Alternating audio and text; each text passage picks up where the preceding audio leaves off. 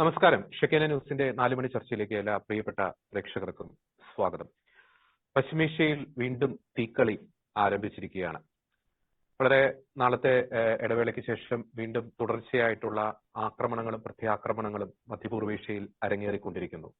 അതിനോടൊപ്പം തന്നെ പ്രകോപനപരമായിട്ടുള്ള പ്രസ്താവനകൾ പ്രത്യേകിച്ച് ഇറാന്റെ ഭാഗത്ത് നിന്ന് ഉണ്ടാകുന്നു. അതിന് വലിയൊരു തിരിച്ചടി നൽകുമെന്ന് ട്രംപും പറയുന്ന ഒരു സാഹചര്യത്തിലേക്ക് പോകുന്നു. ഒപ്പം തന്നെ ഹോർമുസ് കടലിടുക്ക് കേന്ദ്രീകരിച്ച് വീണ്ടും വലിയ രീതിയിലുള്ള ആശങ്കകളും ശക്തിപ്പെടുന്ന ഒരു സാഹചര്യമാണ്.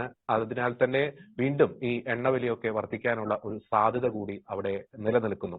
എന്തുകൊണ്ടാണ് തുടർച്ചയായി ഇത്തവണ ഇത്രയും നാളായിട്ടും ഒരു ശാശ്വതമായിട്ടുള്ള ഒരു സമാധാനത്തിലേക്ക് പശ്ചിമേഷ്യ പോകാത്തതിന്റെ കാരണങ്ങൾ എന്തൊക്കെയാണ്? ഈ ഒരു തീക്കളി എവിടെ ചെന്ന് നിൽക്കും? ഈ വിഷയങ്ങളാണ് ഇന്ന് ഷെക്കേന 4 മണി ചർച്ച ചെയ്യാൻ ആഗ്രഹിക്കുന്നത്. ഇനി ചർച്ചയിൽ നമ്മോടൊപ്പം ചേരുന്നു അന്താരാഷ്ട്ര നിരീക്ഷകൻ ഡോക്ടർ ജോസ് ജോൺ മല്ലികശ്ശേരി, ഒപ്പം തന്നെ രാഷ്ട്രീയ നിരീക്ഷകൻ ഡോക്ടർ അഭിലാഷ് ജി രമേശ്. രണ്ടുപേർക്കും സ്വാഗതം. ആദ്യം ഡോക്ടർ ജോസ് ജോൺ മല്ലികശ്ശേരി, നമുക്കറിയാം നമ്മൾ പലതവണ ചർച്ച ചെയ്ത സാഹചര്യങ്ങൾ തന്നെ വീണ്ടും അവിടെ ആവർത്തിച്ചുകൊണ്ടിരിക്കുന്നു. ഞാൻ ഇൻട്രോയിൽ പറഞ്ഞു നിർത്തിയ ആ വാക്ക് തന്നെ വീണ്ടും ചോദിക്കാൻ ആഗ്രഹിക്കുന്നു. എന്തുകൊണ്ടാണ് ഒരു ശാശ്വതമായിട്ടുള്ള ഒരു സമാധാനം പലപ്പോഴും പശ്ചിമേഷ്യയിൽ സംഭവിക്കാത്തത്? നമ്മൾ ഈ പുറത്തേക്ക് കേൾക്കുന്ന വാർത്തകൾ ഇപ്പൊ 60 ദിവസത്തെ വെടിനിർത്തൽ അല്ലെങ്കിൽ സമാധാനം വരുന്നു, സമാധാന കരാർ വരുന്നു, ഇതൊക്കെ ഒരു ഗിമിക്കുകളായിട്ട് നമുക്ക് തള്ളിക്കളയേണ്ട വാർത്തകളായി മാറുകയാണോ ഡോക്ടർ ജോസ് ജോൺ മല്ലികശ്ശേരി? അതിന്റെ ശരിക്കുള്ള പിക്ചർ നമ്മുടെ ഖമനയുടെ ശവസംസ്കാരത്തിന്റെ സമയത്ത് തന്നെ വ്യക്തമായിരുന്നു. ഇറാനിൽ വലിയ സ്പ്ലിറ്റാണ് നടന്നിട്ടുള്ളത്. IRGCയും ഈ നെഗോഷിയേറ്റ് ചെയ്യുന്ന ലീഡർഷിപ്പുമായിട്ട് വലിയ അന്തരമാണ്. അതുകൊണ്ട് തന്നെ പെഷേസ്കിയാനെ ഈ death to America, death to Israel എന്നുള്ള ആ മുദ്രാവാക്യങ്ങളൊക്കെ ഖമനയുടെ ശവസംസ്കാരത്തിന്റെ അവസാന സമയത്ത് പെഷേസ്കിയാൻ വന്നപ്പോൾ ഡച്ച് ടു പെഷേസ്കിയാനായി ആൻഡ് ഡച്ച് ടു അറാക്സിനായി. അപ്പൊ അവര് ഈ IRGC ഈ നെഗോസിയേഷനെ ഒരു തരത്തിലും മാനിക്കുന്നില്ല എന്നുള്ളതാണ് അവരുടെ ആ പ്രകടനത്തിൽ നമ്മൾ മനസ്സിലാവും. അപ്പൊ ആ നെഗോസിയേഷൻ എന്ന് പറയുന്നത് പൊളിറ്റിക്കൽ ടീമും തലയ്ക്കകത്ത് ചോറുള്ളവരും ചെയ്യുന്ന കാര്യം. അപ്പൊ അതല്ലാതെ ഈ മരണം അല്ലെങ്കിൽ വിജയം എന്നുള്ള ഓപ്ഷൻ വെച്ചുകൊണ്ടുള്ള ആളുകൾ എന്തായാലും വിജയിക്കില്ല, പിന്നെ മരിച്ചേക്കാം എന്ന് വിചാരിച്ചുകൊണ്ട് ഫൈറ്റ് ചെയ്യുന്ന ആ ഗ്രൂപ്പ്, അവര് ഈ പേർഷ്യൻ ഗൾഫിന്റെ ചുറ്റും തമ്പടിച്ചിട്ടുള്ള അവരുടെ ആ മോസ്കിറ്റോ ഫ്ലീറ്റ് എന്ന് പറയുന്ന ചെറിയ ബോട്ടുകൾ ഉപയോഗിച്ചു, അവരെ കൊണ്ട് ചെയ്യാൻ പറ്റുന്ന ബാക്കിയുള്ള മിസൈലുകൾ ഉപയോഗിച്ചും ഒക്കെ അവര് ആക്ട് ചെയ്യുന്നതാണ് നമ്മളിപ്പോ കണ്ടുകൊണ്ടിരിക്കുന്നത്.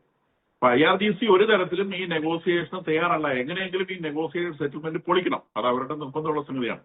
അപ്പൊ അത് പൊളിക്കാൻ വേണ്ടി അവര് ഹോർമുസിലൂടെ കടന്നു പോകുന്ന ഷിപ്പുകളെ ആക്രമിക്കുകയാണ്.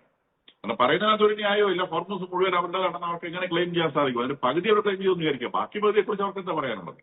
ഒമാൻ തന്നെ മെനിഞ്ഞാന്ന് വളരെ വ്യക്തമായിട്ട് പറഞ്ഞു, ഞങ്ങളുടെ ഭാഗം ഞങ്ങൾക്ക് കിട്ടുക, അത് ഞങ്ങൾ ഇന്റർനാഷണൽ മാരിടൈമിനെ ഫ്രീ ആയിട്ട് വിട്ടുകൊടുത്തോളാം, അതോടെ പ്രശ്നം നിങ്ങളുടെ ഇലക്ട്രോഡ് വരുന്നത് നിങ്ങൾ എങ്ങനെ വേണമെങ്കിലും കൈകാര്യം ചെയ്തോ.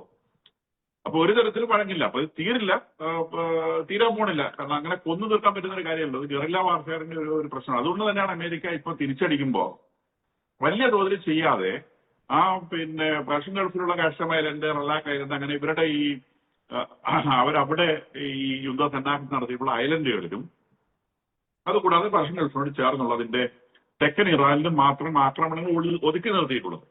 അതുകൊണ്ട് തന്നെയാണ് ഇസ്രായേലിനെ ഇതിനകത്ത് ഉൾപ്പെടുത്താത്തത്. ഇസ്രായേൽ ഉൾപ്പെടുത്തി കഴിഞ്ഞാൽ പെട്ടെന്ന് ഈ പറഞ്ഞ എസ്കലേറ്റ്. അപ്പൊ അത് ഒരു ലിമിറ്റഡ് ആയിട്ട് ഇതിങ്ങനെ മുന്നോട്ട് കൊണ്ടുപോകണം എന്നാണ് അമേരിക്ക വിചാരിക്കുന്നതെന്ന് വേണം നമുക്ക് മനസ്സിലാക്കാം. ഇറാനെ സംബന്ധിച്ച് അവർ നിരന്തരമായിട്ട് പ്രകോപനം സൃഷ്ടിച്ചുകൊണ്ടിരിക്കുകയാണ്. ട്രംപിനെ കൊല്ലും. ഇപ്പോൾ ട്രംപിന്റെ ഒരു അടുത്ത സുഹൃത്ത് ഇപ്പൊ ഈ ദിവസങ്ങളിൽ വധിക്കപ്പെട്ടിട്ടുണ്ട്. ഒരു റിപ്പബ്ലിക്കൻ സെനറ്റർ, അദ്ദേഹത്തിന്റെ പേര് ലിൻസ്ലെ ഗ്രഹാം എന്നാണ്. അപ്പൊ അദ്ദേഹത്തെ അപ്പൊ ഇന്ന് IRGC ഇപ്പൊ കുറച്ചു മുന്നേ ഇറക്കിയ പ്രസ്താവനയാണ്, തന്റെ കൂട്ടുകാരനെ തട്ടിയിട്ടുണ്ട്, അടുത്തത് താനാണ് എന്ന്. അപ്പോ ഇത്തരത്തിലുള്ള പ്രസ്താവനകളുമായിട്ട് അവരിങ്ങനെ നിൽക്കുകയാണ്. അതായത് ഒരു തരത്തിലും ഒരു നെഗോഷിയേറ്റഡ് സെറ്റിൽമെന്റിലേക്ക് ഈ സംഗതി എത്തരുത്, ഇത് എങ്ങനെയെങ്കിലും കത്തിച്ചു തീരണം, ഒന്നേ കത്തിത്തീരണം ഇല്ലെ കത്തിച്ചു തീരണം എന്നുള്ള വാശിയിൽ അവർ നിൽക്കുകയാണ്. അപ്പൊ ഇത് അവര് ഒരു കാര്യം നമ്മൾ ആലോചിച്ചാൽ മതി, ഇറാന്റെ കയ്യിൽ ഒരു ന്യൂക്ലിയർ വെപ്പൺ ഉണ്ടായിരുന്നെങ്കിൽ എന്താകുമായിരുന്നു അവസ്ഥ? ന്യൂക്ലിയർ, അതാണ് ഇതിന്റെ ഉത്തരം. ഇപ്പൊ നമ്മൾ പെട്ടെന്ന് ചോദിക്കുമ്പോൾ അമേരിക്ക പോയിട്ട് പുലിവാരി പിടിച്ചതല്ലേ, ടെക്നോളജിയും പിടിച്ചതല്ലേ, ഇങ്ങനെയൊക്കെ നമ്മൾ ചോദിക്കാം. ഇത് ടെക്നോളജിയും പുലിവാരും ഒന്നല്ല. ഇവന്റെ ഒരു ന്യൂക്ലിയർ വെപ്പൺ ഉണ്ടായിരുന്നെങ്കിൽ ആ പ്രദേശത്ത് ഒരുത്തിനും അടിപ്പിക്കുമായിരുന്നില്ല. മാത്രമല്ല പേ പിടിച്ച പട്ടിയെ പോലെ സർവ്വ ആൾക്കാർക്ക് കച്ചറ ഉണ്ടാക്കിയത്, സർവ്വ ആൾക്കാർ. അപ്പൊ അത് ന്യൂക്ലിയർ വെപ്പൺ ഇല്ലാത്തൊരു കച്ചറയിലേക്ക് ഇത് ഒതുക്കാൻ പറ്റി എന്നുള്ളതാണ്. ഈ 4 വാണത്തിന് മേലെ ഇവൻ ഇപ്പൊ നിൽക്കുന്നുണ്ട്. അപ്പൊ അത് ആ ഒരവസ്ഥയിലേക്ക് ഒതുക്കാൻ പറ്റുമെന്ന് വിചാരിച്ചാൽ മതി. ചെയ്തിടത്തോളം വിജയമാണ്. ഡോക്ടർ അഭിലാഷിനി രമേശ്, നമുക്കറിയാം ഈ ഗൾഫ് രാജ്യങ്ങൾ, ഇപ്പൊ ഗൾഫ് രാജ്യങ്ങളെ കൃത്യമായിട്ടും ഇറാൻ ടാർഗറ്റ് ചെയ്യുന്നുണ്ട്. ഇപ്പോൾ കഴിഞ്ഞ ദിവസം ഇറാന്റെ ഭാഗത്തുനിന്ന്, അവരുടെ ഔദ്യോഗിക മീഡിയ സംവിധാനങ്ങളുടെയൊക്കെ ഭാഗത്തുനിന്ന് വന്ന ഒരു പ്രതികരണം ഇതാണ്: ഈ അമേരിക്കയുടെ സൈനിക താവളങ്ങൾ ഗൾഫ് രാജ്യങ്ങളിൽ ഉള്ള കാലത്തോളം അതിനെ ഈ ഗൾഫ് രാജ്യങ്ങൾ അല്ലെങ്കിൽ ഒരു രാജ്യങ്ങളായിട്ട് കണക്കാക്കാൻ സാധിക്കില്ല എന്ന രീതിയിലുള്ള പ്രകോപനപരമായിട്ടുള്ള പ്രസ്ഥാനങ്ങൾ. അതായത് തങ്ങൾ അമേരിക്കക്കെതിരെയാണ്, ഈ പറയുന്ന പാശ്ചാത്യ ശക്തികൾക്കെതിരെയാണ് തങ്ങൾ ആക്രമിക്കുന്നത് ഗൾഫ് രാജ്യങ്ങളിലേക്ക് മിസൈലുകൾ വിടുമ്പോൾ, ഡ്രോണുകൾ വിടുമ്പോൾ. അപ്പോൾ വലിയ രീതിയിലുള്ളൊരു ആശങ്ക ഇനി വരുന്ന ദിവസങ്ങളിൽ ഗൾഫ് മേഖലയിൽ ശക്തിപ്പെടാനുള്ള ഒരു സാധ്യത നിലനിൽക്കുന്നില്ല. പ്രത്യേകിച്ച് ഈ ഗൾഫിലെ തന്ത്രപ്രധാനമായിട്ടുള്ള പല തുറമുഖങ്ങളും അപ്രതീക്ഷിതമായിട്ടുള്ള ഒരു ആക്രമണം നടത്താനുള്ള ഒരു നീക്കം IRGCയുടെ ഭാഗത്തു നിന്ന് ഉണ്ടാകുന്നു. അത്തരത്തിലുള്ള ആഹ്വാനങ്ങളൊക്കെ വന്നുകൊണ്ടിരിക്കുന്ന ഒരു സാഹചര്യത്തിൽ തീർച്ചയായിട്ടും ഗൾഫ് രാജ്യങ്ങൾ ഇനിയെങ്കിലും ഈ വിഷയത്തിൽ അവരുടെ തന്ത്രപരമായിട്ടുള്ള മൗനം വെടിച്ചിട്ട് ഒന്നുകിൽ അമേരിക്കയോടൊപ്പം സഖ്യം ചേരുക, കൃത്യമായിട്ട് പ്രതിരോധം ചമയ്ക്കുക, അല്ലാത്ത പക്ഷം ഇതിൽ നിന്ന് ഇറാന്റെ ഇത്തരത്തിലുള്ള ആക്രമണങ്ങൾക്ക് ഇരയാവുക തുടങ്ങിയ ഒരു ദുര്യോഗമാണ് അവരെ കാത്തു നിൽക്കുന്നത്. കാരണം ഇപ്പോൾ തന്നെ അബു മൂസ ഐലൻഡ്സ്, അത് അമേരിക്ക ഇറാന്റെ കയ്യിൽ 71 മുതൽ ഇറാൻ അനധികൃതമായിട്ട് പിടിച്ചു വെച്ചിരിക്കുന്ന അബു മൂസ ഐലൻഡിന് നേരെ US ആക്രമണം നടത്തുന്നുണ്ട്. അതൊരു ക്ലിയർ മെസ്സേജാണ്. അതായത് ഞങ്ങൾക്കൊപ്പം നിൽക്കുകയാണെന്നുണ്ടെങ്കിൽ നിങ്ങൾക്ക് പ്രാദേശികമായിട്ടുള്ള ലാഭങ്ങളും നിങ്ങളുടെ സെക്യൂരിറ്റിയും എല്ലാം തന്നെ നല്ല രീതിയിൽ മെച്ചപ്പെടുത്താനും രക്ഷിക്കാനും സാധിക്കും എന്നുള്ളൊരു സിറ്റുവേഷൻ കൂടിയുണ്ട്. അത് ഗൾഫ് രാജ്യങ്ങൾ എത്രയും പെട്ടെന്ന് മനസ്സിലാക്കും. നേരത്തെ സാറ് പറഞ്ഞ പോലെ ഇവരുടെ കയ്യിൽ ഒരു ന്യൂക്ലിയർ ബോംബ് ഉണ്ടായിരുന്നെങ്കിൽ എന്തായിരുന്നു അവസ്ഥ? ഒരു ഫുള്ളി ഡെവലപ്ഡ് ന്യൂക്ലിയർ ബോംബ് ഉണ്ടെങ്കിൽ ഈ രാജ്യം GCC എന്ന് പറയുന്ന രാജ്യത്തെ ഏതെങ്കിലും ഒരു നേതാവിനെ ജീവനോടെ വെച്ചിരിക്കുമായിരുന്നു. അപ്പോൾ ഇത്രയും അപകടകാരിയായ ഒരു സംവിധാനത്തെ ഒതുക്കി അതിനെ തുരത്തേണ്ടത് എല്ലാ രാജ്യങ്ങളിലെയും ചുമതലയാണ്. എത്രയും പെട്ടെന്ന് അവരത് ചെയ്യുന്നു അത്രയും തന്നെ ഗൾഫ് രാജ്യങ്ങൾക്ക് സുരക്ഷയും അവരുടെ മുന്നോട്ടുള്ള നിലനിൽപ്പും ഗുണകരമാകും. ഇല്ലാത്ത പക്ഷം സ്വന്തം വീടിനടുത്ത് ഇത്രയും വലിയ മാരകമായ അപകടകാരിയായ ഒരു സംവിധാനത്തെ വളർത്താൻ ഇനിയും അനുവദിക്കാതിരിക്കുക, അതിനുള്ള തീരുമാനം എടുക്കാനുള്ള രാഷ്ട്രീയ ഇച്ഛാശക്തി ഈ രാജ്യങ്ങളുടെ ഭരണത്തലവന്മാർക്ക് ഉണ്ടാകുക. ഇല്ലാത്ത പക്ഷം അവർ നൽകേണ്ടി വരുന്ന വില അതിഭയങ്കരമായിരിക്കും. ഒപ്പം തന്നെ ഡോക്ടർ അഭിലാഷ്, നമുക്ക് ഈ ഹോർമൂസുമായി ബന്ധപ്പെട്ട് ഈ പശ്ചിമേഷ്യയിലെ യുദ്ധം എങ്ങനെയാണ് ലോകരാജ്യങ്ങളിലേക്ക് വ്യാപിക്കുന്നത്, അതിന്റെ ഒരു ചാലക ശക്തിയാണ് ഈ ഹോർമൂസ് കടലിടുക്കിൽ നടന്നുകൊണ്ടിരിക്കുന്ന ഒരു സംഘർഷാവസ്ഥ. അപ്പോൾ പലതവണ ചർച്ചകൾ നടക്കുന്നു, പല രീതിയിലുള്ള ഡിപ്ലോമാറ്റിക് എഫേർട്സ് അത് ആ മേഖലയിൽ നടക്കുന്നുണ്ട്. പക്ഷെ എന്നിട്ടും ഈ ഹോർമൂസിൽ ഒരു പിടിവാശി ഇറാൻ ചെലുത്തുന്ന ഒരു സാഹചര്യം അപ്പോൾ പലതവണ നോക്കി, ചർച്ചകളിലൂടെയും രമ്യമായി പരിഹരിക്കാൻ നോക്കി. അപ്പോൾ അങ്ങനെ ഒരു പശ്ചാത്തലത്തിൽ ഇനി ബൈ ഫോഴ്സ്, രണ്ടും കൽപ്പിച്ചൊരു ബൈ ഫോഴ്സിലൂടെ ഹോർമൂസ് കടലിടുക്കിലുള്ള ഇറാന്റെ നിയന്ത്രണം പൂർണ്ണമായിട്ടും ഇല്ലാതാക്കുക, അങ്ങനെ ഒരു സൊല്യൂഷനിലേക്ക് നീങ്ങേണ്ട ഒരു അടിയന്തര സാഹചര്യം തന്നെയല്ലേ പ്രത്യേകിച്ച് അമേരിക്ക നേരിടുന്നത്? ആ സാഹചര്യത്തിലേക്ക് നീങ്ങുകയാണെങ്കിൽ ലോകരാജ്യങ്ങളിലെ, പ്രത്യേകിച്ച് യൂറോപ്യൻ രാജ്യങ്ങളിലേക്ക് ഒരു പിന്തുണ ശക്തമായി അമേരിക്കയ്ക്ക് ലഭിക്കേണ്ടതല്ലേ? തീർച്ചയായും നമ്മളിവിടെ നടന്ന പല ചർച്ചകളിലും പറഞ്ഞിട്ടുള്ള പ്രധാനപ്പെട്ട ഒരു കാര്യമാണ് ഹോർമൂസ് കടലിടുക്ക് എന്ന് പറയുന്ന ആ ഒരു കോമൺ എൻറ്റിറ്റി. ഈ കോമൺ നാച്ചുറൽ എൻറ്റിറ്റിയെ എന്തുകൊണ്ടാണ് IRGC പോലൊരു സംഘത്തിന് പണയം വെക്കേണ്ടി വരുന്നത്, അല്ലെങ്കിൽ അവരുടെ കുറച്ച് മിലിറ്ററി ഫോഴ്സിന് മുമ്പിൽ പണയം വെക്കേണ്ടി വരുന്നത്? ഇത് ഗ്ലോബലൈസ് ചെയ്യുന്നതാണ് ലോകരാജ്യങ്ങൾക്ക് എല്ലാം തന്നെ വരുന്നത്. കാരണം ഇത്തരത്തിലുള്ള ഒരു വൈറ്റൽ സ്പോട്ടിൽ ഒരു ലെജിബിലിറ്റി ഇല്ലാത്ത, ഒരു ക്രെഡിബിലിറ്റി ഇല്ലാത്ത ഒരു തീവ്രവാദി സംഘത്തിന് നിയന്ത്രിക്കാൻ കഴിയുന്ന ഒരു സാഹചര്യം ഉണ്ടെങ്കിൽ ആ സാഹചര്യം മാറ്റേണ്ടത് ലോകത്തിന്റെ പൊതുവായിട്ടുള്ള ആവശ്യമായിട്ട് മാറണം. It should be globalised. Hormuz straight globalise ചെയ്യുക എന്നുള്ള ഒരു അജണ്ടയിലേക്ക് ലോകരാജ്യങ്ങൾ എത്തിച്ചേരണം. ഇല്ലാത്ത പക്ഷം ഈ യുദ്ധം മുന്നോട്ട് പോകുമ്പോൾ അമേരിക്കയ്ക്ക് പിന്തുണ കൊടുക്കാൻ, അല്ലെങ്കിൽ അമേരിക്ക ഇസ്രായേൽ ഈ ജോയിന്റ് എഫേർട്ടിന് പിന്തുണ കൊടുക്കാൻ ലോകരാജ്യങ്ങളും UN ഉൾപ്പെടെയുള്ള മൾട്ടിലാറ്ററൽ ബോഡീസും തയ്യാറായിട്ടില്ല എന്നുണ്ടെങ്കിൽ അത് പിടിച്ചു നിർത്താനാവാത്ത വലിയൊരു സാമ്പത്തിക ദുരന്തത്തിലേക്ക് ചെറുകിട രാഷ്ട്രങ്ങളെ കൊണ്ടുപോവുകയും ഇന്ത്യ, ചൈന പോലെയുള്ള രാജ്യങ്ങളുടെ ഈ മുന്നോട്ടുള്ള ഒരു കുതിപ്പിന് താൽക്കാലികമായിട്ടെങ്കിലും ചില തടസ്സങ്ങൾ സൃഷ്ടിക്കുവാനും സാധിക്കും. സോ അതുകൊണ്ട് തന്നെ ഹോർമൂസ് കടലിടുക്ക് ലിബറേറ്റ് ചെയ്യുക അല്ലെങ്കിൽ ഗ്ലോബലൈസ് ചെയ്യുക എന്ന് പറയുന്നത് അന്താരാഷ്ട്ര വാണിജ്യ സമൂഹത്തിന്റെ കൂടി ആവശ്യമായി വരികയാണ്. അത് തിരിച്ചറിഞ്ഞുകൊണ്ട് രാഷ്ട്രീയ നേതൃത്വങ്ങൾ അമേരിക്കയ്ക്ക് ഒപ്പം നിൽക്കുന്ന ഒരു സാഹചര്യം ഉണ്ടാവണം എന്നാണ് എനിക്ക് ഇതിൽ പറയുവാനുള്ളത്. ഒരു അന്താരാഷ്ട്ര സമൂഹം ഒരുമിച്ച് തന്നെ ഈ വിഷയത്തിൽ ഹോർമൂസ് ഗ്ലോബലൈസ് ചെയ്യുന്ന വിഷയത്തിലേക്ക് വരേണ്ട കാലഘട്ടം അതിക്രമിച്ചിരിക്കുകയാണ്. കാരണം ഇനി ഒരു ദിവസം പോലും ഇത് മുന്നോട്ട് കൊണ്ടുപോകാൻ പറ്റില്ല. IRGC പോലെ, നേരത്തെ സാറ് പറഞ്ഞതുപോലെ, ഒരു ഭ്രാന്ത് പിടിച്ച കൂട്ടമാണത്. മരിക്കാൻ തയ്യാറായി നിൽക്കുന്ന ഒരു കൂട്ടത്തിനെയാണോ നമ്മുടെ രാജ്യത്തിന്റെ, നമ്മുടെ ലോകത്തിന്റെ തന്നെ ഭാവി അവരുമായിട്ടാണോ നമ്മൾ ചർച്ച ചെയ്യേണ്ടത്? അല്ല, അത് എലിമിനേറ്റ് ചെയ്യപ്പെടേണ്ടതാണെങ്കിൽ എലിമിനേറ്റ് ചെയ്യപ്പെടുക തന്നെ വേണം. അതിൽ ഒരു രണ്ട് ഭാഗം പോലും ഉണ്ടാകാൻ പാടില്ല. The earlier the better. വ്യക്തമാണ്. ഡോക്ടർ ജോസ് ജോൺ മല്ലികശ്ശേരി, നമ്മൾ ഈ ചർച്ച സംഘടിപ്പിക്കുമ്പോൾ തന്നെ അല്പം മുമ്പ് വന്ന ഒരു വാർത്തയാണ് ഈ പശ്ചിമേഷ്യയിൽ ഈ ഒരു യുദ്ധസമാനമായിട്ടുള്ള സാഹചര്യം നിലനിൽക്കുമ്പോൾ ഈ റഷ്യ തങ്ങളുടെ അത്യാധുനിക ഡൂംസ്ഡേ വിമാനം ഇറാനിലേക്ക് അയച്ചു എന്നൊരു വാർത്ത വരുന്നുണ്ട്. നമുക്കറിയാം, ആ ഒരു വിമാനം റഷ്യൻ സർക്കാരിന്റെ ഈ പറക്കുന്ന കമാൻഡ് പോസ്റ്റ് ഒരുപക്ഷെ അമേരിക്കയുടെ എയർഫോഴ്സ് വണ്ണിനൊക്കെ സമാനമായിട്ടുള്ള ഒരു പ്ലെയിനാണ്. അത്യാധുനിക വാർത്താവിനിമയ സംവിധാനങ്ങളൊക്കെ അവിടെ ഉണ്ട്. അപ്പോൾ ഒരു റഷ്യ നേരിട്ട് ഈ ഒരു വിഷയത്തിൽ ഇടപെടാൻ പോകുന്നു എന്നതിന്റെ ഒരു സൂചനയായിട്ട് ഈ അല്പം മുമ്പ് പുറത്തു വന്നിരിക്കുന്നതിന്റെ സാധിക്കുമോ? ഡോക്ടർ ജോസ് മല്ലികേശൻ. ഇതിപ്പോ ഫസ്റ്റ് പോസ്റ്റിൽ ബ്രേക്ക് ചെയ്ത ഒരു ന്യൂസാണ്. ഓക്കെ. അപ്പൊ അതിൽ flight tracking data shows Russia T-214PU airborne command post landed in Tehran എന്നാണ് എഴുതിയിരിക്കുന്നത്. അപ്പൊ അത് ടെഹ്റാനില് ഇവരുടെ ഇത് ശരിക്കും ഈ കമ്മ്യൂണിക്കേഷൻ ബ്ലോക്ക് ചെയ്യുകയും അതുപോലെ കമ്മ്യൂണിക്കേഷൻ റിസീവ് ചെയ്യുകയും ചെയ്യുന്ന ഒരു എയർക്രാഫ്റ്റ് സിസ്റ്റമാണ്. അത് മിസൈലോ ബോംബോ ഒന്നും കൊണ്ടുനടക്കുന്ന സാധനമല്ല.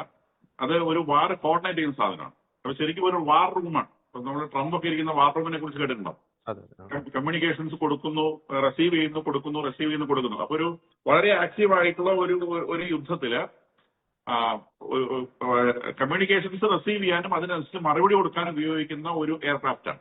പക്ഷെ ഇത് കോർഡിനേറ്റഡ് ആയിട്ടൊരു വാർ അല്ല ഇപ്പൊ ഇറാനിൽ നടക്കുന്നത്. ഇറാനിൽ നടക്കുന്നത് ഒരു ഗറില്ല വാറാണ്. ഇപ്പൊ ഗറില്ല വാർ പോലത്തെ ഒരു സ്ഥലത്ത് ഈ സാധനത്തിന് എന്ത് റോളാണുള്ളതെന്നൊരു വിഷയമുണ്ട്. കാരണം ഇത് സെൻട്രൽ കമാൻഡ് ഇല്ല. ഒരു സെൻട്രൽ കമാൻഡുള്ള യുദ്ധത്തിൽ മാത്രമേ ഇത്തരം ഒരു വാർ പ്ലെയിനിന് റോളുള്ളൂ. അപ്പൊ എന്തിനു വേണ്ടിയാണ് റഷ്യ അങ്ങനെ ഒരു കാര്യം ഉദ്ദേശിക്കുന്നുണ്ടെങ്കിൽ എന്തിനു വേണ്ടിയാണ് അവരത് അവിടെ കൊണ്ടുവന്നതെന്നുള്ളത് ദുരൂഹമായ ഒരു സംഗതിയാണ്. അതേപോലെ നമുക്ക് വലിയൊരു പ്രൊഡക്ഷൻ പറയാൻ പറ്റില്ല. കാരണം ഒരു ഫുൾ ഫ്ലഡ്ജ് വാറാണെങ്കിൽ, ഈ ഇറാൻ രാജ്യം മുഴുവൻ ഉൾപ്പെടുന്ന വാറാണെങ്കിൽ ഇങ്ങനത്തെ ഒരു സാധനത്തിന് കാര്യമുണ്ട്. കാരണം സെൻട്രൽ കമാൻഡിന് റോളുണ്ട്. ഇത് ഫോർമോസിൽ മാത്രമുള്ള ഒരു കൊച്ചി യുദ്ധമാണ്. അതിനകത്ത് ഈ ഒരു സെൻട്രൽ കമാൻഡിന് പ്രത്യേകിച്ച് റോളൊന്നുമില്ല. അപ്പൊ ഇതുപോലത്തെ എയർക്രാഫ്റ്റ് വാസ്തവത്തിൽ അവിടെ പ്രത്യേകിച്ച് റോളൊന്നുമില്ല. അപ്പൊ അത് ഡ്യൂബിയസ് ആണെന്ന് പറയാൻ നിവൃത്തിയില്ല. എന്തിനാണോ വന്നതെന്നുള്ളത് അത് ഡ്യൂബിയസ് ആയിട്ടുള്ളത്. ഇനിയിപ്പം ഇതൊക്കെ സാറ്റലൈറ്റ് ഇന്റർപ്രിട്ടേഷൻസ് ആണ്. ഈ സാറ്റലൈറ്റ് ഇന്റർപ്രിട്ടേഷൻസ് തെറ്റുകയും ചെയ്യാം. വേറെ എന്ത് ടൈപ്പ് എയർക്രാഫ്റ്റ് ആണോ ലാൻഡ് ചെയ്തിട്ടുള്ളതെന്നും പറയാൻ പറ്റില്ല. ഇതിനകത്ത് നമുക്ക് ഇന്ന് കുറച്ച് മുൻപ് ഇസ്രായേൽ റിവീൽ ചെയ്തൊരു ന്യൂസ് ഉണ്ട്. അവരുടെ യാഹിയ സിൻവാറിന്റെ ഇസ്രായേലിലേക്ക് കടന്നു കയറുന്നതിന് തൊട്ട് മുൻപ് അദ്ദേഹം പ്രിപ്പയർ ചെയ്തൊരു ഡോക്യുമെന്റ്, 4 ഡോക്യുമെന്റ്സ് റിലീസ് ചെയ്തിട്ടുണ്ട്. അതിലൊരു ഡോക്യുമെന്റിലായിട്ട് പറയുന്നത് ഒരു 10,000 ആളുകളെയും കൊണ്ട് നമുക്ക് ഇസ്രായേലിന്റെ ബോർഡർ പൊളിച്ച് അകത്തോട്ട് കയറാൻ പറ്റിയാൽ നമുക്ക് അവരെ കീഴ്പ്പെടുത്താൻ സാധിക്കും. നമ്മുടെ മുമ്പിൽ അള്ള ഉണ്ടാവും. നമുക്ക് ഇസ്രായേലിനെ നമുക്ക് കീഴ്പ്പെടുത്താൻ സാധിക്കും. ആ അള്ള മുമ്പിലുള്ളത് കൊണ്ട് നമുക്ക് കീഴ്പ്പെടുത്താൻ സാധിക്കും. ഇനി അതിന് പകരമായിട്ട് നിങ്ങൾ മരിക്കാൻ തയ്യാറായിരിക്കണം. കാരണം ഇസ്രായേൽ അതിന് പകരമായിട്ട് നമ്മുടെ മേലെ ന്യൂക്ലിയർ ബോംബിടും. അങ്ങനെ ന്യൂക്ലിയർ ബോംബിട്ട് ഗാസയെ അവർ തകർത്തത്. ഇത്തരത്തിൽ ചിന്തിക്കുന്ന ആളുകളാണ് ഈ യുദ്ധം നിയന്ത്രിക്കുന്നത് വിചാരിക്കണം.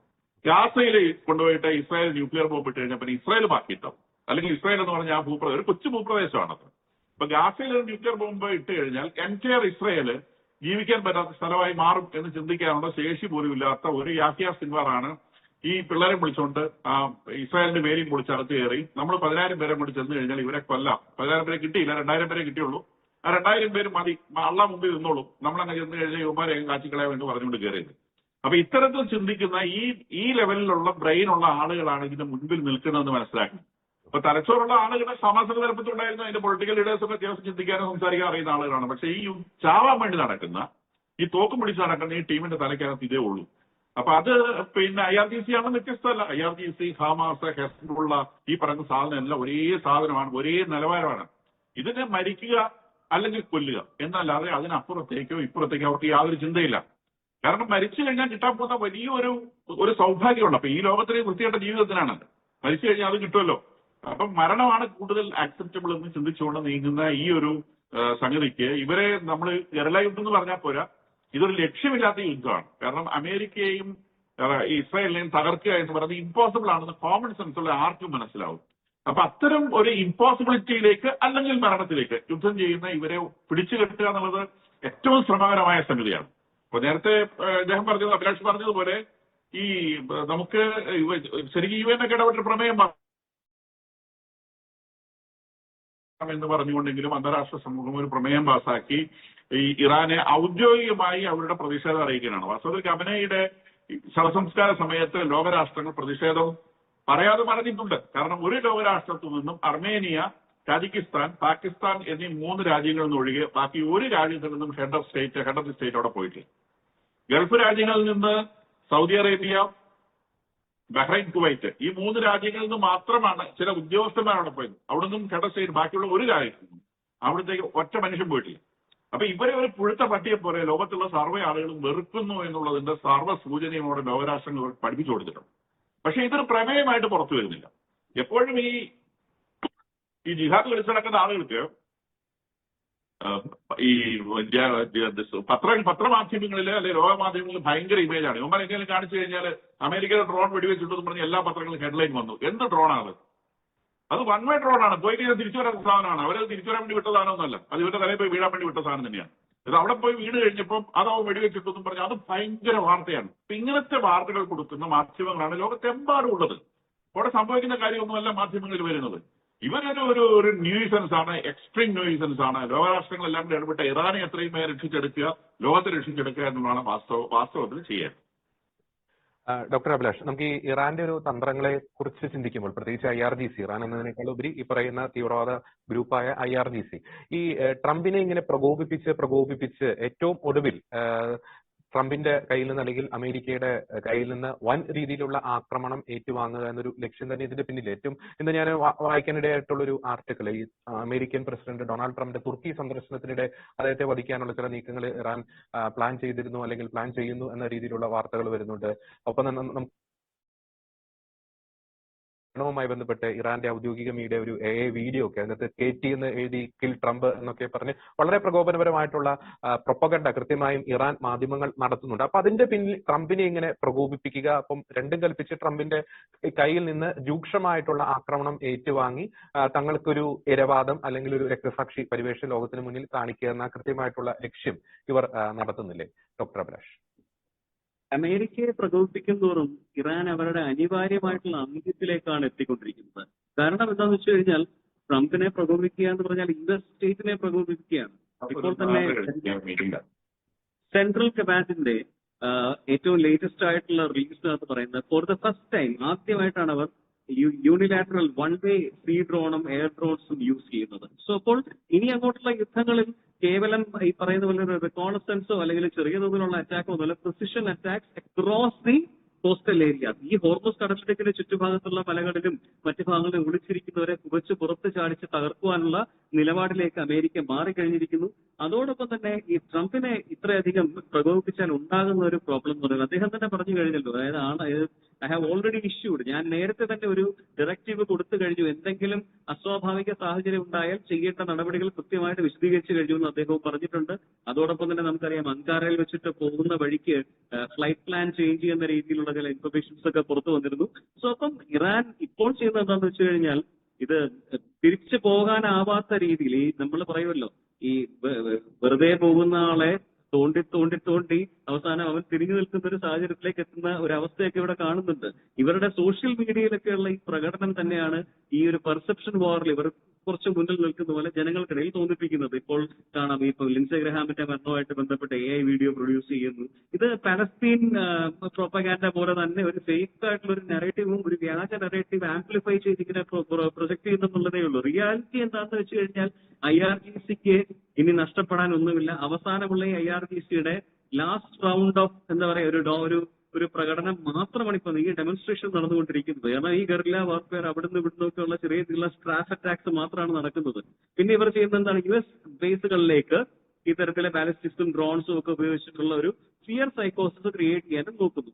സോ അപ്പം ഇതിനൊക്കെ എഗനിസ്റ്റ് ആയിട്ട് US ഒന്ന് ആത്മാർത്ഥമായിട്ട് ഇറങ്ങിത്തിരിച്ചാൽ ഈ പറയുന്ന IRGC ഭൂമുഖത്തുണ്ടാവില്ല. അത് അവർക്കും നല്ല ഭംഗിയായിട്ട് അറിയാം. പക്ഷേ ഇപ്പോൾ ഈ ഇലക്ഷന് മുമ്പായിട്ട് ആൾനാശം ഉണ്ടായാൽ US സൈനികർക്ക് ജീവഹാനി ഉണ്ടാവുകയാണെന്നുണ്ടെങ്കിൽ അത് ഡൊണാൾഡ് ട്രംപിന്റെ ഇലക്ഷന്റെ സാധ്യതകളെ പ്രതികൂലമായി ബാധിക്കുമെന്നും അവിടെ തന്നെയുള്ള ഡെമോക്രാറ്റുകളും മറ്റ് വോക്ക് ലിബറൽസും ഉൾപ്പെടെയുള്ള ആളുകൾ ഇതിനെ ഉപയോഗിക്കുന്നുള്ള ഒരൊറ്റ കാരണം കൊണ്ട് മാത്രമായിരിക്കാം ഒരുപക്ഷെ അമേരിക്ക ഒരു ഫുൾ ബ്ലോൺ അറ്റാക്കിലേക്ക് ഇറങ്ങി ചെല്ലാതെ നിൽക്കുന്നത്. ആ ഒരു റിസ്ട്രെയിൻ മാറിക്കഴിഞ്ഞാൽ ഇവർ എന്ത് ചെയ്യുന്നുള്ളത് പ്രവചനാതീതമായിട്ട് തന്നെ നിൽക്കുകയാണ്. നമ്മള് ഇപ്പൊ ഈ പറയുമല്ലോ, ഇപ്പൊ 136ാമത്തെ ദിവസമാണ് ഈ യുദ്ധം നടക്കുന്നത്. ഈ കഴിഞ്ഞ ആഴ്ചകളുടെ 4 സോർട്ടി അല്ലെങ്കിൽ 4 വേവ് ഓഫ് അറ്റാക്സ് ആണ് അമേരിക്ക നടത്തിയത്. അപ്പൊ ഇത്രയും ഇന്റൻസ് ആയി കഴിയുമ്പോൾ ഇറാന് പിടിച്ചു നിൽക്കാനുള്ള സാധ്യതയൊക്കെ വളരെ കുറവാണ്, വളരെയധികം കുറവാണ്. സോ ഈ ഒരു സാധ്യത വേണം നമ്മൾ ഇതിൽ കാണാനായിട്ട്. അനിവാര്യമായിട്ടുള്ള തകർച്ചയിലേക്ക് അത്യധികം ആഹ്ലാദത്തോടെ എടുത്തു ചാടിക്കൊണ്ടിരിക്കുകയാണ് IRGC നേതൃത്വം. ഇതിന്റെ ദോഷഫലം അനുഭവിക്കാൻ പോകുന്നത് ആരാണ്? സാധാരണക്കാരായിട്ടുള്ള ഇറാനി പൗരന്മാരാണ്. അവരുടെ പൊളിറ്റിക്കൽ ലീഡർഷിപ്പ്, ഒരു പൊളിറ്റിക്കൽ നേതൃത്വത്തിൽ കൂടിയുള്ള ഒരു മാറ്റം ഇന്റേണൽ ആയിട്ട് കൂടി ഉണ്ടാവേണ്ട സമയം അതിക്രമിച്ചിരിക്കുന്നു. അവിടുത്തെ ഒരു സുശക്തമായ ഒരു പ്രതിപക്ഷ ചിന്തകളുള്ള ഒരു കൂട്ടം നേതാക്കളെ പ്രൊമോട്ട് ചെയ്ത് കൊണ്ടുവരേണ്ട, ഫ്രണ്ടിൽ നിർത്തേണ്ട സാഹചര്യമായിരിക്കുന്നു. പക്ഷെ ഇതിലൊക്കെ തന്നെ ഇൻഹറന്റ് ആയിട്ടുള്ള ഒരുപാട് കോൺഫ്ലിക്ട് റിസ്കുകൾ ഉള്ളത് കൊണ്ടും അമേരിക്കൻ ഇലക്ഷൻ മുന്നിലുള്ളതുകൊണ്ടും മാത്രമാണ് പക്ഷെ ട്രംപ് ഈ ഒരു സാഹചര്യത്തിലേക്ക് അടുത്തൊരു എക്സ്ട്രീം സ്റ്റെപ്പിലേക്ക് പോകാതിരിക്കുന്നതെന്നാണ് എന്റെ ഒരു അനുമാനം. വ്യക്തമാണ്. ഏറ്റവും ലാസ്റ്റ് ആയിട്ട് ഡോക്ടർ ജോസ് ജോൺ മല്ലികശ്ശേരി, നമുക്ക് ഇതിനകത്ത് ഇനി ഒരു സൊല്യൂഷൻ എന്താണ്? അതായത് പീസ് ത്രൂ ഫോഴ്സ് എന്ന ആ ഒരു ഒറ്റ സൊല്യൂഷനിലേക്ക് തന്നെയാണോ അവിടുത്തെ സാഹചര്യങ്ങൾ വന്നെത്തി നിൽക്കുന്നത്? നെഗോസിയേഷൻസ് ഇപ്പോഴും നടക്കുന്നുണ്ട്. ഒമാന്റെ ഫോറിൻ മിനിസ്റ്റർ ഇപ്പോഴും ഇറാനിലെ നേതാക്കന്മാരുമായിട്ട് സംസാരിച്ചിട്ടുണ്ട്, ഇന്നും സംസാരിച്ചിട്ടുണ്ട്. പാകിസ്ഥാനെ കൂടി നടക്കുന്നുണ്ട്. അപ്പൊ ഇതില് നെഗോസിയേഷൻ നടക്കുന്നു എന്നുള്ളത് ശരിയാണ്. പക്ഷെ ആയുധം ഇരിക്കുന്ന IRGCയുടെ കയ്യിലാണ്. ഭരണം പെഷേസ്കിയാനുണ്ടെന്നുകൊണ്ട് ഒരു കാര്യമില്ല, തോക്കും മുന്നിൽ അവർ നടത്തും. ഇതിനകത്ത് അഭിലാഷ് പറഞ്ഞാണ് ഇതിനകത്ത് പ്രധാനപ്പെട്ട കാര്യം. അതായത് അമേരിക്കയിലെ ഇലക്ഷൻ വരുന്നു എന്നുള്ളത്. November 6 election. November 6 ഇലക്ഷൻ വരെ ഇത് ഈ രീതിയിലേ പോകുള്ളൂ. ഇതിനെ കഴിഞ്ഞും വലിയ തോതിലുള്ള ഒരു ആക്രമണത്തിന് അമേരിക്ക മുതിരില്ല. കാരണം വലിയ തോതിലുള്ള ആക്രമണത്തിലേക്ക് പോയി കഴിഞ്ഞാൽ തീർച്ചയായിട്ടും അമേരിക്ക ആൾനാശമുണ്ട്. അപ്പൊ ഇനി ചെയ്യാനുള്ളത് നമ്മൾ കോമൺ സെൻസ് ഉപയോഗിച്ച് ചെയ്താൽ പേർഷ്യൻ ഗൾഫിലേക്ക് അമേരിക്കൻ നേവി കടക്കാന്നുള്ളതാണ്. അമേരിക്കൻ നേവി പേർഷ്യൻ ഗൾഫിൽ കടന്നു കഴിഞ്ഞാൽ 1-2 ദിവസം കൊണ്ട് പണി തീർക്കാൻ പറ്റും. പക്ഷേ അതിനിടയിലൂടെ തീർച്ചയായിട്ടും പ്രത്യാക്രമണങ്ങൾ ഉണ്ടാവും. അമേരിക്കയുടെ ഷിപ്പുകൾ ചിലപ്പോൾ നഷ്ടപ്പെട്ടെന്ന് വരാം, ആളുകൾ നഷ്ടപ്പെട്ടെന്ന് വരാം. അതൊരു പ്രോപ്പർ വാറായിട്ട് വരും. പക്ഷെ തീർത്തെടുക്കാൻ പറ്റും. അപ്പൊ അതിലേക്ക് എത്തിയാലേ ഈ പ്രശ്നത്തിന് പരിഹാരം ഉണ്ടാവുള്ളൂ. അതുവരെ ഇത് അങ്ങോട്ടും ഇങ്ങോട്ടും ചൊറിഞ്ഞ് നിൽക്കാനാണ് സാധ്യത എന്നാണ് എനിക്ക് തോന്നുന്നത്. November 6 കഴിയേണ്ടി വരും ഇതിനൊരു തീരുമാനം ഉണ്ടാവാൻ എന്നാണ് ഞാൻ വിചാരിക്കുന്നത്. വളരെ വ്യക്തമാണ്. വരുന്ന ദിനങ്ങൾ അല്ലെങ്കിൽ വരുന്ന ആഴ്ചകൾ, വരുന്ന മാസങ്ങൾ ലോകത്തെ സംബന്ധിച്ചിടത്തോളം അതീവ നിർണായകം തന്നെയാണ്. ഒരുപക്ഷെ വലിയൊരു ഘോര ഭയാനകമായിട്ടുള്ള യുദ്ധത്തിന് ലോകം സാക്ഷ്യം വഹിച്ചേക്കാം. അങ്ങനെയുള്ള ഒരു സാഹചര്യത്തിലേക്ക് കാര്യങ്ങൾ എത്തിച്ചേരാതിരിക്കട്ടെ. എത്രയും വേഗം തന്നെ അവിടെ ഒരു പരിഹാര മാർഗം ഉണ്ടാകട്ടെ. അങ്ങനെ നമ്മൾ പറയുമ്പോൾ പോലും ഒരു തരത്തിലും നെഗോസിയേഷനിലൂടെ ഈ പരിഹാര മാർഗങ്ങൾ ഇതുവരെ ഉണ്ടാകുന്നില്ല എന്നത് തന്നെയാണ് ഒരു യാഥാർത്ഥ്യം. തീർച്ചയായിട്ടും വരുന്ന ദിനങ്ങൾ ആകാംക്ഷയോടെ ജാഗ്രതയോടെ തന്നെ നമുക്ക് നോക്കിക്കാണാം പശ്ചിമേഷ്യയിലേക്ക്. ഈ ചർച്ചയിൽ വളരെ സജീവമായി പങ്കെടുത്ത doctor Jose John Mallikassery, doctor Abhilash G Ramesh, രണ്ടുപേർക്കും നന്ദി.